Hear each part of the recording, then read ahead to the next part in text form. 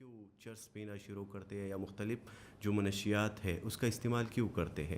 بڑا اچھا سوال ہے. لوگ چرس کو عام طور پہ میں نے پھر سے کہا کہ اس کو فطرت کا گفٹ سمجھتے ہیں کہ یہ فطرت کا تحفہ ہے, یہ نیچر کا گفٹ ہے, سکون ہے, ملنگی نشہ ہے. نہیں, کچھ بھی نہیں ہے.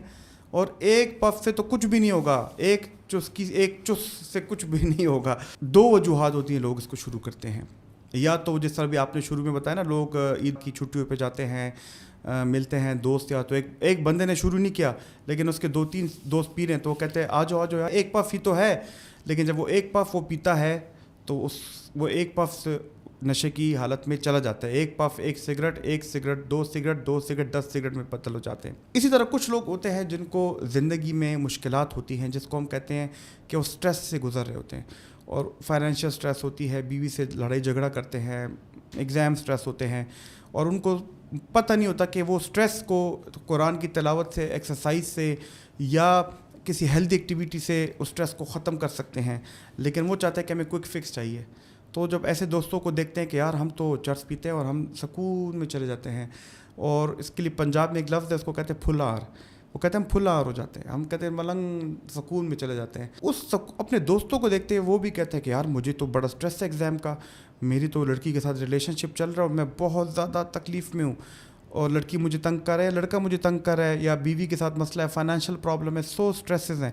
تو یار کیوں نہ میں ایک پف لے لوں, چلو آج ایک پف لیتا ہوں, کل نہیں لوں گا. تو جب وہ ایک پف لیتا ہے تو اس پف سے جب اس کو وہ تھوڑی دیر کے لیے ٹیمپری طور پہ جو اس کو سکون ملتا ہے, اس ایک پف کے پیچھے پھر وہ آدھا سگریٹ, 1 سگریٹ, 10 سگریٹ, اور آج جب ایک مریض میرے پاس آیا, اس کی ہم ویڈیو بھی اپلوڈ کریں گے فیس بک پہ, وہ 20 سے 30 سگریٹ دن کے پیتا تھا, جس سے پھر آگے کے نقصانات پہ ہم بات کریں گے. سر, جس طرح آپ نے مختلف جو وجوہات ہیں اس حوالے سے آپ نے بات کی, اور کچھ لوگ تفریح کے لیے کرتے ہیں کہ بس ریلیکس ہو جاؤ, یا میں یہ جو مشکل وقت ہے یہ میرے لیے آسان ہو جائے. اگر ہم اپنے معاشرے کو دیکھیں تو زیادہ تر جو لوگ چرس پیتے ہیں یا نشوں کا استعمال کرتے ہیں, ان کی شخصیت میں عدم توازن ہوتی ہے. اس کے علاوہ ذہنی دباؤ بھی ہوتا ہے. کچھ لوگ ایسے ہوتے ہیں جو زیادہ غریب ہوتے ہیں, غربت کی وجہ سے شروع کرتے ہیں. کچھ لوگ ایسے ہوتے ہیں جو زیادہ امیر ہوتے ہیں, اس وجہ سے شروع کرتے ہیں. تو آپ اگر نفسیاتی مسائل کے حوالے سے اگر ہمیں بتا دیں. دیکھیے, نفسیاتی مسائل کے حوالے سے بتاؤں تو کچھ لوگ سمجھتے ہیں کہ ان کو گھبراہٹ کی بیماری ہے, اور وہی چرس کا ایک پف لینے سے ہماری گھبراہٹ کی بیماری, جنرلائز انگزائٹی بیماری, اگر لوگوں نے نہیں دیکھی تو ہم اس کا لنک اوپر رکھ دیں گے, وہ ہم نے پوڈ کاسٹ کیا تھا, اس سے دور ہمیں رکھے گا. کچھ لوگ سمجھتے ہیں کہ ہماری یادداشت اس سے بہتر ہو جائے گی. میں ابھی عام عوام کی بات کرتا ہوں. کچھ لوگ سمجھتے ہیں, اسٹوڈنٹس بہت چرس پیتے ہیں, وہ سمجھتے ہیں کہ ہمیں ایگزام ٹینشن ہماری کم ہو جائے گی. کچھ لوگ سمجھتے ہیں کہ ہمیں جو ڈپریشن ہے, ہمیں کسی چیز میں مزہ نہیں آ رہا, وہ ہماری ختم ہو جائے گی. لیکن اگر میں, آپ نے کہا نا کہ امیروں کا نشہ بھی ہے, غریبوں کا نشہ بھی ہے. امیروں کا نشہ اس وجہ سے کہ امیر لوگوں کے جو گھر کے گھرانے کے جو لوگ ہوتے ہیں وہ پارٹیز میں جاتے ہیں, وہ جب وہ پارٹیز میں جاتے ہیں تو وہاں پہ ڈانس ہوتا ہے, تو جب وہ ان لوگوں کو دیکھتے ہیں کہ جو نشہ کر کے ایک خاص انرجی کو اچیو کرتے ہیں, تو اس انرجی کو میچ کرنے کے لیے وہ بھی چرس کا سگریٹ پیتے ہیں.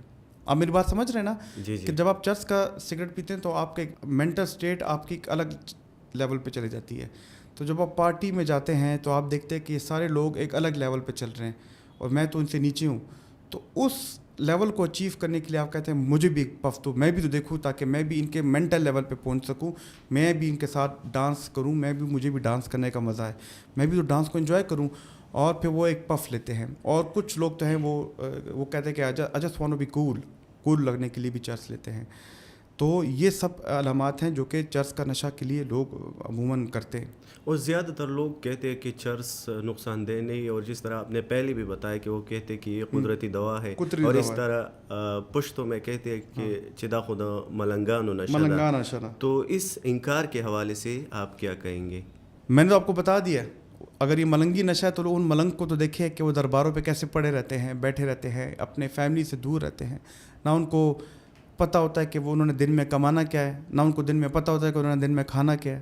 وہ ملنگ جو ہیں وہ تو نہاتے بھی نہیں ہیں, وہ اپنے ماں باپ سے دور رہتے ہیں. تو اگر آپ بھی وہ ملنگ بننا چاہتے ہیں, آپ چرس پیے, آپ کو ملنگ بنا دے گا. لیکن یہ فطرت کا گفٹ بالکل نہیں ہے.